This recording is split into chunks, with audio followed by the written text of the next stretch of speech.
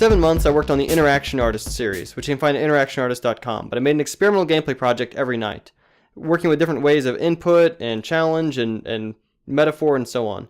One of which was this game, Robo Diffuser, where the mouse up and down controls the elbow and the mouse left and right controlled the shoulder. Whereas that mapped to the X and Y coordinates of the mouse, I decided to make a version for iPad and iPhone called feelforit, where the X, Y, and Z axes of the accelerometer serve as rotational angles on 3 different pairs of arms. So the different pairings of X, Y, YZ, and XZ create those angles that you see on the screen, and that became an IndieCade 2010 finalist. Now another one of my projects, Alice in Bomberland, this one published by Sonic Boom in New York. This is a game which appropriated the material of the public domain original text, so not the Disney film, which is not public domain. But Alice in Wonderland is just such a great story, rife with power-ups and special objects to change her size and change her speed and flip her perspective.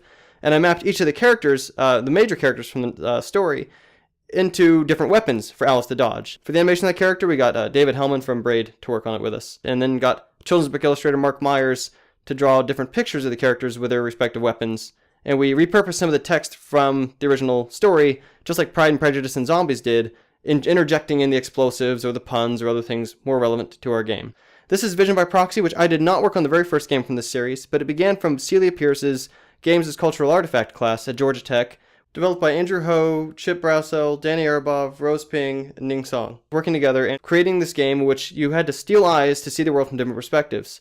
When I came in as a master's student, some of the team members stuck around, so Andrew Ho and Rose Ping wanted to take the game further. And what we did, we brought in as well Christine Wu, another incoming master's student with me, and I worked as the programmer and level designer. We rebuilt it from the ground up with the exact same set of 3 eyes, so it's still the child's eye, still the architect, and still the gardener.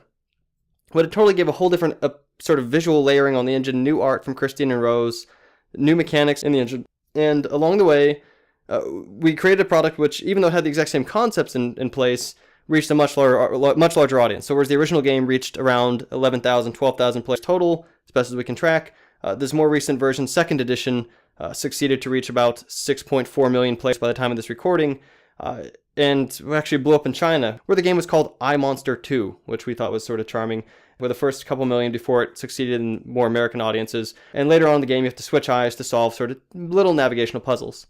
The success of that game led us to create Vision by Proxy, which we released earlier this year in March, and it takes the same basic gameplay concept, but now you play as the main character's daughter, and she's got a little less seizure-inducing eye effect, as well as some new eyes. So in addition to the old ones, we've got the Moby Dick style and manga style, and my personal favorite, the video game style.